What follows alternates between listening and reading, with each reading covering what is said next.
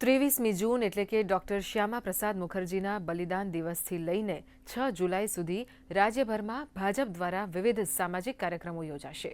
તેમની 125મી જન્મજયંતિના ઉપલક્ષ્યમાં આ વર્ષે 50,000થી વધુ બૂથ ઉપર શ્રદ્ધાંજલિ કાર્યક્રમ અને રાષ્ટ્રવાદ ઉપર આધારિત વ્યાખ્યાનોનું આયોજન કરવામાં આવ્યું છે।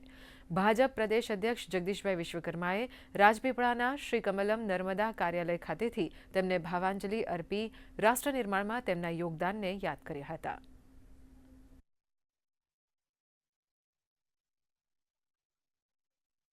વિદ્યાર્થીઓ પોતાના જીવનમાં ખૂબ આગળ વધે એ માટે એમનો આજનો પ્રવાસ શાળા પ્રવેશોત્સવનો આજે નર્મદા જિલ્લાના ડેડિયાપાડા તાલુકામાંથી થઈ રહ્યો છે। આવતીકાલે નર્મદા જિલ્લાના નાંદોદ વિધાનસભા ક્ષેત્રમાં એમનો કાર્યક્રમ રહેશે અને આજે મારો પણ શાળા પ્રવેશોત્સવનો કાર્યક્રમ મારા નાંદોદ તાલુકાના કુટાંબા, ગાગર અને વણઝર મુકામે થઈ રહ્યો છે। તો અમે સૌ કાર્યકર્તાઓ આજે શાળા પ્રવેશોત્સવના કાર્યક્રમમાં સૌ બધા સહભાગી થવા માટે અને વિદ્યાર્થીઓને એક પ્રેરણારૂપ માર્ગદર્શન મળી રહે એ માટે સૌને આશીર્વાદ આપવા માટે પણ બધા જ જઈ રહ્યા છીએ।